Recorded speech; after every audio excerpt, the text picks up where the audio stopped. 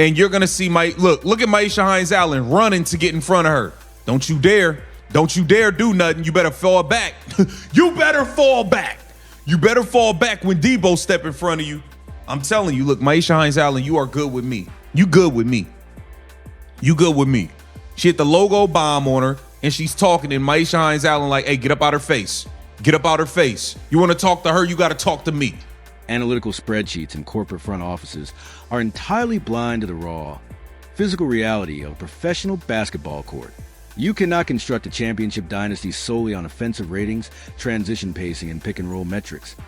If your roster lacks a relentless, fearless enforcer, your tactical playbook is utterly worthless. For the past 2 seasons, the Wnba treated the Indiana Fever like defenseless prey, violently targeting the league's premier offensive engine, Caitlin Clark, because they knew nobody would retaliate. The franchise was systematically exposed as passive and easily bullied. But last night against the Golden State Valkyries, that era of weakness was permanently obliterated. Welcome back to Wnba Pro, where we are exposing precise moment the Indiana Fever finally developed a devastating backbone. While the mainstream media obsesses over Caitlin Clark's 22-point masterpiece in that commanding 90-82 victory, they completely miss the psychological warfare unfolding in the trenches. We are tearing down the untold backstory of Maisha Hines-Allen's arrival in Indianapolis, breaking down the exact moment she transformed into the ultimate franchise protector, and analyzing how this newfound aggression completely unleashes the most lethal, unguardable version of Caitlin Clark. Trying to do what? Who trying to touch 22? What you want to do? We love that. We love that because for so long we watched Caitlin Clark get targeted and get flagrantly fouled, people poking her in the eye, people knocking her to the floor when the game is not even in play, and none of her teammates would step up and defend her. That's a part of the reason why Sophie Cunningham went up to 1 million followers overnight, because we saw, okay, she understands. Maisha Hines-Allen did not land in Indianapolis to light up the scoreboard for 30 points a night. She was brought in to wage psychological and physical warfare on the hardwood. The veteran forward quietly joined the Indiana Fever this offseason under the radar of mainstream media, instantly solidifying herself as the single most critical structural pillar on this roster. The reality is, her arrival was not engineered by the front office or the coaching staff. It was explicitly demanded by Caitlin Clark. During free agency, Hines-Allen made it undeniably clear that while winning and playing alongside a generational talent were massive factors, the deal was sealed the moment she learned Clark personally requested her. This is elite, franchise-altering player leadership. Clark recognized the brutal physical toll of the previous season, where she endured relentless targeting, dangerous flagrant fouls, and multiple injuries, without a single teammate stepping up to retaliate. She knew that unlocking her most lethal, unguardable game required an elite deterrent, a professional bodyguard on the floor to alter the opposition's psychology. Clark demanded that enforcement. Hines-Allen answered the call, and against the Golden State Valkyries, that strategic investment paid off in the most explosive, cinematic way imaginable. I'm telling you, look, Maisha Hines-Allen, you are good with me. You good with me. You good with me. She hit the logo bomb on her, and she's talking, and Maisha Hines-Allen like, hey, get up out her face. Get up out her face. You want to talk to her, you got to talk to me. You want to talk to her, you got to talk to me. This is what we needed on this team. Somebody that's willing to be front and center, and that's with all the smoke. That's with all the smoke, okay? Just like Sophie Cunningham was right here. Oh, you want to, yep, sit down. Sit down. Yep. This is why we love. The Golden State Valkyries executed a hyper-aggressive defensive game plan, resorting to relentless physical pressure to disrupt Caitlin Clark's processing speed. But Clark completely refused to be bullied, tapping into a ruthless, unshakable dark side mentality. She calmly brought the ball up the floor, buried a deep, 33-foot logo three-pointer, and immediately turned to veteran defender Tiffany Hayes to talk absolute, unfiltered trash while blowing kisses to break her opponent's competitive will. Naturally, the Valkyries took immediate offense to being publicly humiliated, and the tension exploded in the final moment of the first half when Clark aggressively swatted at a ball held by Janelle Salon. As Salon stepped directly into Clark's face and benches began clearing for a major on-court altercation, The situation sat fractions a second away from a full-scale brawl before Myisha Hines-Allen completely shattered the frame to intervene.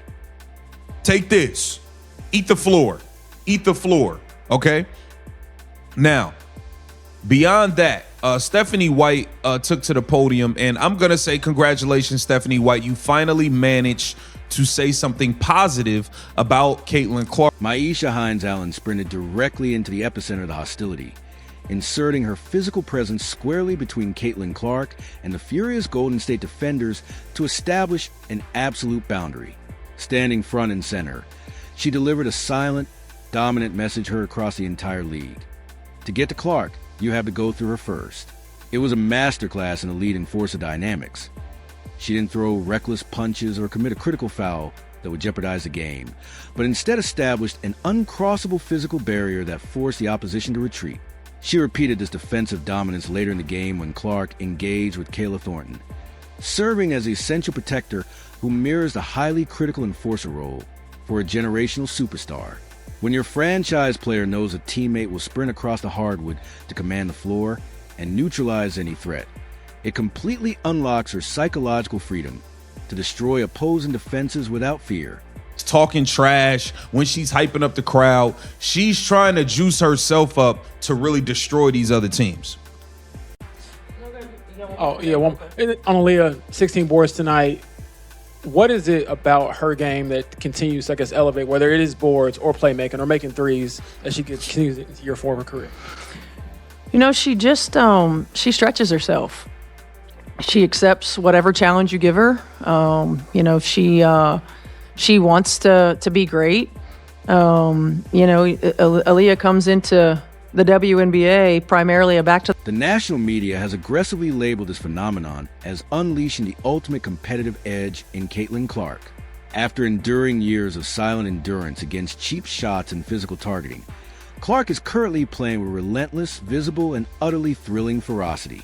In that commanding victory against the Valkyries, she dominated with 22 points and 9 assists, pushing her seasonal averages to a staggering 24 points and 9 assists per game. She is ruthlessly hunting her own shots, neutralizing opponents with elite trash talk, and completely controlling the floor because she finally possesses the psychological freedom to operate in her most dominant, competitive mental space. Yet, to maintain absolute analytical credibility, we must recognize that Myisha Hines-Allen is far more than just a hardwood enforcer. Her actual tactical basketball fit on this roster is completely undeniable. Don't want to just completely get rid of, you know what I mean? I definitely want to be able to keep those things in her bag. So I you know, personally, I would like to see Aaliyah Boston down low a bit more. Pardon me. But for whatever reason, it doesn't seem like we're going to get her down low as often, but it is what it is. But the big takeaway is Myisha Hines-Allen is down to pull a Sophie Cunningham, and she's down to fight, and that is very, very important. Through 6 games, Hines-Allen is averaging 5.5 points and 4 rebounds. Standard role player numbers on a basic stat sheet, but the advanced box score tells a far more dominant story.